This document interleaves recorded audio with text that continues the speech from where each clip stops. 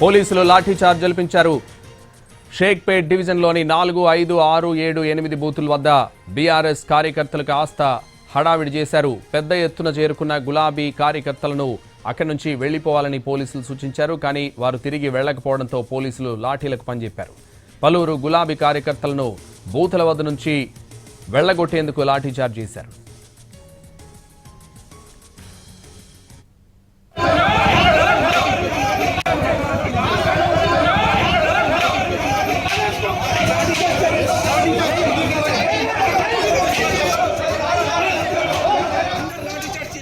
జూబ్లీహిల్స్ ఉప ఎన్నికలో పోలీసులు లాఠీ జలిపించారు. షేక్పేట్ డివిజన్లోని 4, 5, 6, 7, 8 బూతుల వద్ద బీఆర్ఎస్ కార్యకర్తలు కాస్త హడావిడి చేశారు. పెద్ద ఎత్తున చేరుకున్న గులాబీ కార్యకర్తలను అక్కడి నుంచి వెళ్లిపోవాలని పోలీసులు సూచించారు. కానీ వారు తిరిగి వెళ్లకపోవడంతో పోలీసులు లాఠీలకు పనిచెప్పారు. పలువురు గులాబీ కార్యకర్తలను బూతుల వద్ద నుంచి వెళ్లగొట్టేందుకు లాఠీ చార్జ్ చేశారు.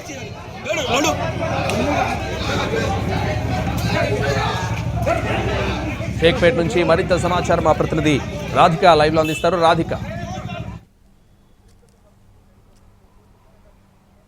సంతోష్, షేక్పేట్ డివిజన్ లో చాలా బూత్ల దగ్గర కొంత ఇష్యూ అయితే రేజ్ అవుతా వస్తుంది.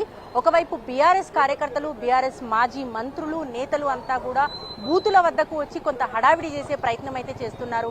కొద్దిసేపటి క్రితం వరకు కూడా కొప్పుల ఈశ్వర్ కావచ్చు, ఆర్ఎస్ ప్రవీణ్ కుమార్ కావచ్చు, దాసౌజు శ్రవణ్ కావచ్చు, వీళ్ళంతా కూడా బూతుల వద్దకు వచ్చి ఒకవైపు ఎన్నికల నిబంధనల ప్రకారము నాన్ లోకల్స్ ఎవరు కూడా జూబ్లీహిల్స్ నియోజకవర్గంలో తిరగటానికి లేదు అని బీఆర్ఎస్ వర్గాలే చెప్తున్నప్పటికీ వాళ్ళే మాజీ మంత్రులు, ప్రస్తుత ప్రజాప్రతినిధులు, అట్లాగే నాయకులు అంతా కూడా ఇటు బూత్ల వద్ద కొంత హడావిడి చేసే ప్రయత్నం చేస్తున్నారు, ఓటర్లను ఇన్ఫ్లుయెన్స్ చేసే ప్రయత్నం చేస్తున్నారు అని చెప్పి కాంగ్రెస్ కార్యకర్తలంతా కూడా ఆరోపణలు చేస్తున్నారు. ప్రస్తుతం మనం ఉన్న పోలింగ్ కేంద్రం ఏదైతే ఉందో ఇక్కడ కొద్దిసేపటి క్రితం వరకు కూడా లాఠీ చార్జ్ జరిగి ఎక్కడికక్కడ చెల్లా చెదురు చేసే విధంగా ఇటు పోలీసులు ఇరు వర్గాల మధ్య ఇటు గొడవ పెద్ద స్థాయిలో జరుగుతూ ఉండటంతో ఇరు వర్గాలని కొంత చెల్లా చెదురు చేసే ప్రయత్నం చేసి ఇక్కడ నుంచి పంపించే ప్రయత్నం చేశారు.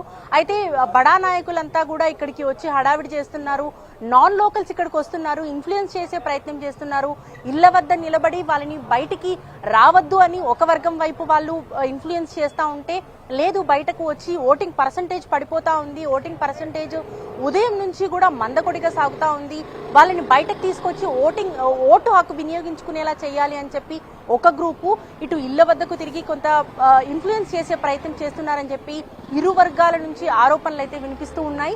సో ఓవరాల్ గా ఉదయం నుంచి జూబ్లీహిల్స్ నియోజకవర్గంలో చాలా సెంటర్స్ లో కూడా మందకొడిగా సాగుతుంది. అంటే గంటకి కనీసం 10% కూడా ఇటు పోలింగ్ పర్సంటేజ్ నమోదు కాకపోవడం అనేది కొంత శోచనీయంగా చెప్పుకోవాలి. ఎందుకంటే జూబ్లీహిల్స్ అనేది కొంత ఎడ్యుకేటెడ్ ఫ్యామిలీస్ తో పాటు బస్తీలు ఏరియాస్ చాలా వరకు కూడా కొంత ఎడ్యుకేటెడ్ దీంట్లో ఉన్నప్పటికీ కూడా ఇక్కడ కొంత పర్సంటేజ్ తక్కువగా రావటం అనేది అందరినీ ఆశ్చర్యానికి గురి చేస్తుంది. నిజానికి ఇక్కడ బస్తీల నుంచి జరిగే పోలింగ్ పర్సంటేజ్ తోనే జూబ్లీహిల్స్ నియోజకవర్గంలో పర్సంటేజ్ పెరుగుతుంది అని అంటారు. కానీ ఆ బస్తీ వాసులలో కూడా చాలా వరకు ఇటు డబ్బులకు ఇన్ఫ్లుయెన్స్ అయి కొంతవరకు రాలేదు అని చెప్తున్నారు. మరోవైపు డబ్బులు ఇచ్చినప్పటికీ కూడా కొంత వస్తువులు పలానా బస్తీలో పంచారు, మా బస్తీలో పంచలేదు అని చెప్పి కూడా ఓటర్లు డైరెక్ట్ గా ఓపెన్ గా మాట్లాడుతున్న సిచ్యువేషన్ అయితే కనిపిస్తుంది.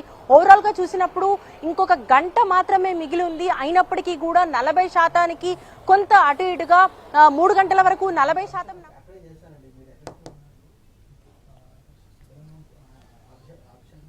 Yeah.